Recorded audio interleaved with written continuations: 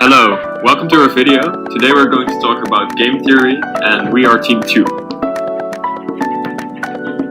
So Team 2 consists of 4 people. My name is Luc Entove, I'm the project manager. I'm Alex Fuentes, I'm the script writer. I'm Rose Wu, I'm the video planner. I'm Gemma Ho and I'm the video editor. So first of all, let's talk about the definition of game theory. Game theory is a branch of the economy that studies the decisions in which, for an individual to succeed, he has to take into account the decisions made by the rest of the individuals that intervene in the situation. To be successful, managers must form strategic decisions when decision-making so they are able to scope for all possibilities. Game theory is an economic procedure for doing that.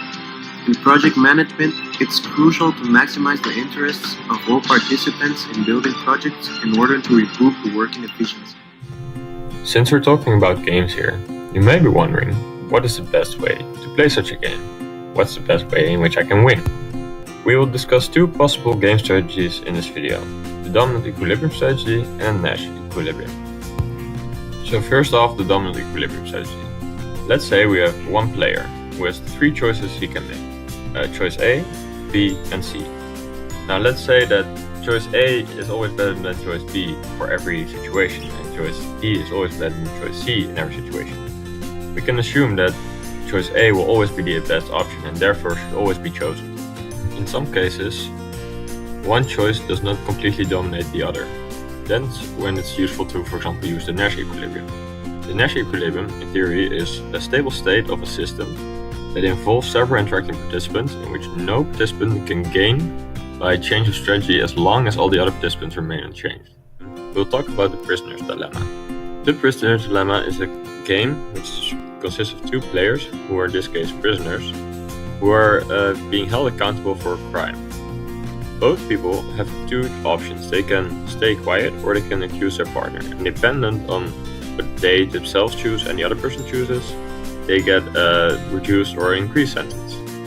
Let's for example say that both players stay quiet, then both will only get a sentence of 1 year. However, if both people accuse each other, then both get 5 years. Therefore you would say that it's more beneficial to stay quiet than to accuse.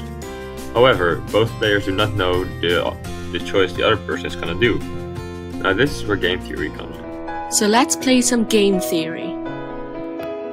This game involves a dominant strategy and a Nash equilibrium for each player.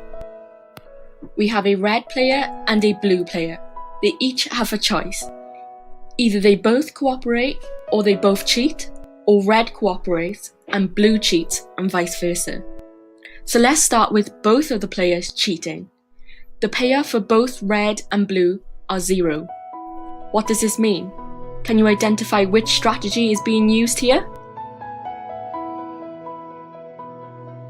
If you answered correctly, the answer is Nash equilibrium, meaning both players pursued their best possible strategy given the strategies of all of the participants. In this situation, meaning all players gain, no loses anything. However, if both the players cooperate, they both gain 2 points. At this point of the game, this option sure seems like the right thing to do, right?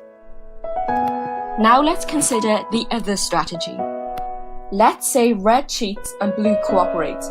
Red will be better off as they gain 3 points at the cost of blue losing 1. Or vice versa. If blue cheats, red will be worse off cooperating as red's payoff will be losing 1 whilst blue's payoff will be plus 3. So if a player chooses its best strategy regardless of the other players, what strategy is this? If you guess correctly again, the answer is the dominant strategy. Now let's see how game theory can be applied into a real-life example. Game theory and World Cup.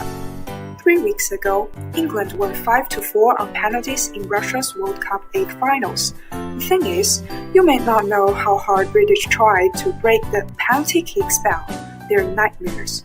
This year, they did all kinds of studies. For sure, they learned some game theory. So let's see how game theory can help a football team win penalty kicks.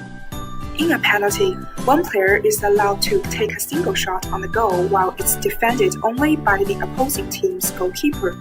The The critical shot can speed up to 80 miles per hour from 12 yards away, so there's no time for the keeper to pick out the trajectory and intercept it. They must guess where the striker will shoot and move just as the ball is being struck. Both striker and keeper must make subtle decisions. Let's say a right-footed striker always shoots to the right. The keeper will always anticipate the shot, and the striker would be better off occasionally shooting to the left. In contrast, if the striker chooses a side by tossing a coin, the keeper will always dive to the striker's left. Since they can't guess where the ball will go, better to go where the shot will be weak if it does come. But then, the striker should start favoring their stronger side again. So, what to do? The answer is game theory. Say that if the striker and the keeper are behaving optimally, neither will have a predictable strategy. The striker might favor their stronger side, but that doesn't mean that there will be a pattern to the bias. Game theory also says that each choice of shot should be equally likely to succeed, weighing up the advantage of shooting to the stronger side against the disadvantage of being too predictable. If shots to the right score more than shots to the left, you should be shooting to the right more often. But as you do, the goalkeeper will respond. Then shots to the right will become less successful. In conclusion, any choice will do at this point. In reality, many strikers and keepers are in fact master strategists.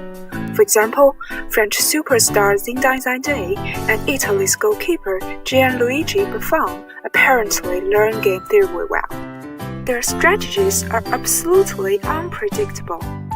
As the theory demands, they are equally successful no matter what they do, indicating that they have found the perfect balance among different options. These geniuses do not just think with their feet.